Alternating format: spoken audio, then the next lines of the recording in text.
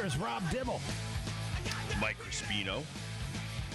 We'll be hearing from Bobby Joyce tonight, though, because the Uconn women play tonight, and they're in Providence. Bob was here before. He's jumping in the car and going up to Providence. Debbie Fisk on the call. Xavier lost last night, and You're talking women's hoops, right? no, talking men. Xavier plays tonight. Well, their last game they played, they lost. Yeah. I mean, but what's his face was hurt in Fremantle. Big deal. He's out at least 4 to 6 weeks with a broken foot. That's a huge deal because he always is a thorn in the side of the Uconn Huskies. Thorn in the side of everybody. Yeah, I kind of feel for him because, he's a good player. He's having a really good season. Happening in practice. Man, we have had a lot of practice injuries this year. A lot of practice injuries. But as we were talking to Dama More, as far as teams that could be on a downward slide that are in the top 3 right now, Xavier is the one he's looking at. Totally agree, especially with the injury news of Fremantle. Yeah. Women, I didn't hear the show last night. How was Dorka Juhas? Great. She's wonderful. And just been a battler all season long. Her and, she was a part of the injured list earlier in the year. Thumb. She had broken thumb, was able to come back. But her and Aaliyah, what they've been able to do in the front court. Aaliyah Edwards, by the way, just got put on the Wooden watch list, the late season top 20. Definitely, I think she is an All-American. Not candidate. She is an All-American. Yeah. And I think the complement of Dorka Juhas is a 1-2 combo that is going to be tough to beat. Can't wait for Sunday. I know we got a game tonight, Wednesday, Providence. Sunday's going to be tough. It's at the XL Center. It's against the South Carolina Gamecocks. They're the number 1 team in the nation. They got a girl by the name of Aaliyah Boston that everybody in the women's basketball realm knows about by now. If you don't, you haven't been paying attention, especially when UConn plays South Carolina. She is always a thorn in the side. But against the combo of Aaliyah and Dorka, if they can stay out of foul trouble, I'm taking UConn down low. But the guards of South Carolina come in waves. They're super talented. So are ours, but they're deeper. Like right now, UConn's dealing with 8 players. No AZ. Doesn't look like she'll be back tonight. Don't know how long she'll be out. I know it's a non-weight or it's a weight-bearing injury. I've seen her on crutches. So to me, and my lack of medical knowledge, but still, I would feel like a couple of weeks. Heck, as long as she needs. If she comes back in March for round 1 of the NCAA tournament, so be it. And we're just going to have to roll with what we have. Caroline Deschamps still dealing with the concussion. She's on her second concussion. So the second concussion protocol, a lot more severe than the first concussion protocol. She's been on trips. She went to the DePaul game here recently, but she was wearing sunglasses on the plane and in the venue. If you know about concussions, you can be very sensitive to light.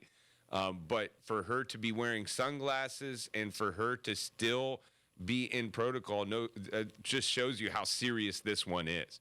So it is what it is. UConn's going to be rolling with 8.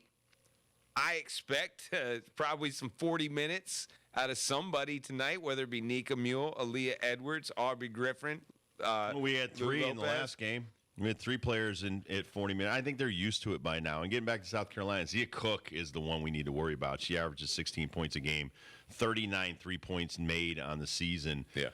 You were right. I mean, their guards are the ones that Dawn Staley relies on to wreak havoc on everybody. And then you got Bree Beal is another one. She got 20 made threes. So they bomb from 3-point land as well. And that's the one thing you do miss with AZ Fudd. When you need a clutch basket, it's not always there. And Leo and Lou Lopez Seneschal last game had an off game, wasn't shooting well. And so it had to go inside. So I think that's one thing that you'll miss, her being out and Sunday. But like you said, when she comes back, or if she comes back, Deschamps is another one that honestly she hasn't been herself this whole year from outside. Last year she was deadly from 3. She was one of your 3-point options. Well, right now with what we have, Dorka has hit a couple of threes, and She's Dorka stepping back and taking if them. you're watching film and trying to prepare for this team, you have got to have within a hand's reach if you're guarding her off the ball, because she's got a quick release and she's as tall as she is. She can get her shot off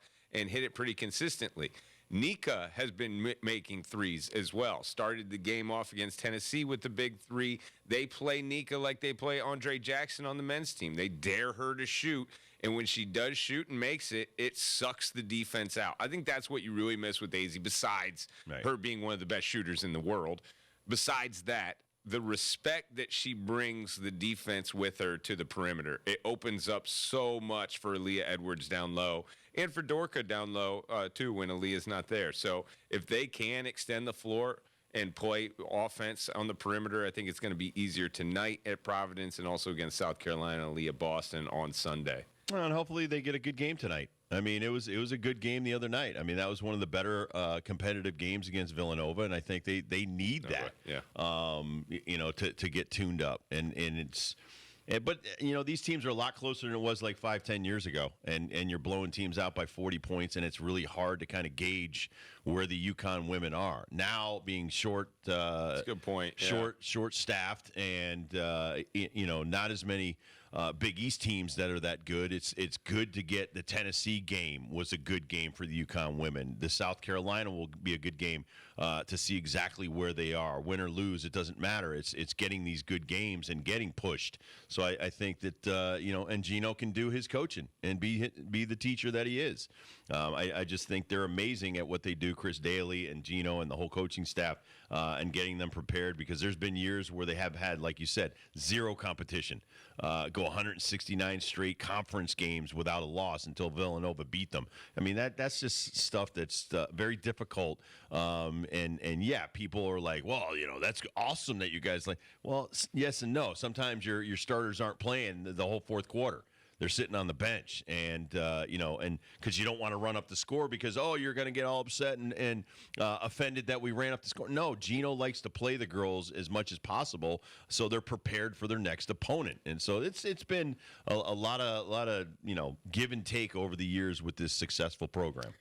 I am hoping for one of these blowouts tonight. I think it's going to happen. Providence is 13-10 on the year. They're 4-8 in the league. They barely beat Xavier last time out, won by a bucket. I want that to happen, and I totally agree with you. Coach Auriemma is going to play his game plan regardless of what the score is. I just want to see more of Ayanna, Inez, and Amari to spell those minutes and get these legs fresh, because dealing with 8, no matter who you are, I think about practice with these girls too. And we said this on Monday, like a layup line for this team is exhausting. I mean, you only have 8. You have 8. You might as well just use one ball in that layup line, because if you use 2, you're going to be running them ragged. I would love for a 50-point blowout tonight. I would love for Ayanna Patterson to spell Aubrey and we'd get like some to down see low them minutes. get in there. DeBerry get in there a little bit more and do something. Get some fresh legs. DeBerry, just dunk one, would you? She's not. Because Sanogo won't do it.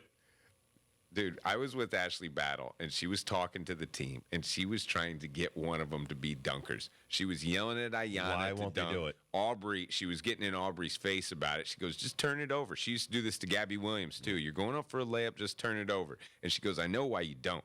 I know why you don't. And I know it's not Coach Gino. He's going to get mad when you do it, but if you make it, he's going to love you. Coach Daly's what you're worried about. Coach Daly's going to get mad at you. Don't think about Coach Daly. I've asked Gino that question multiple times. He always says that I would love them to dunk it. All the girls looked at do Aubrey, and they were like, you need to. Like, Aubrey's the one with the hops. Aubrey can turn it over on a layup, and she could throw it down. I want to see it as well. Maybe we get a breakaway. Maybe we get a free Aubrey. I don't know. Maybe an off the backboard to Amari. I think in our lifetime, women start dunking. I do. I just think that, They are. They are, but I'm more frequency is Correct. what I mean. Especially in games, and especially not on a break. Brittany Griner is the only female that I've seen dunk not on a break. She cut all her hair off. Yeah. I don't know if you've seen her. I'm really looking forward to the WNBA season, especially after today's news. Yep, Brianna Stewart signed with New York Liberty. We didn't even know it. Her old friend Steph Dolson is on that team as well. Ionescu, Jonquel Jones. They have quite that a team's lineup stacked. now. Yeah, so I'm not happy. Brianna's no demi. She went to a stacked team on the East Coast in the media capital of the world. This feels like something the commissioner needs to step in on. I mean, I know nobody pays attention to Stefan. the W like I do, and nobody. Honestly, I'm already looking forward to trying to go to some Liberty games where if I it wasn't know. her doing that, I don't think I would. See, I'm still mad about Jonquel Jones leaving Connecticut. Connecticut's son, she's been a staple there. She's been our MVP, and she left citing reasons. She wanted to leave. She wanted out. I don't know why. I still want to get to the bottom of that. And no one cares. I got you. It's women's basketball. Ben Darnell does. I'm the only one to yell at Kurt Miller for losing all those championships He's not here for anymore us. either. Nobody cares, Rob. Nope. Nobody cares. I'm the only one who cares that the Liberty are out there building a mega giant, and Seattle's not getting anything in return. Connecticut's getting crumbs. Meanwhile, we're going to go to Liberty games. Why? Because Breanna Stewart, Jonquel Jones, Dolson, and Ionescu are going to beat teams by 100? Yeah.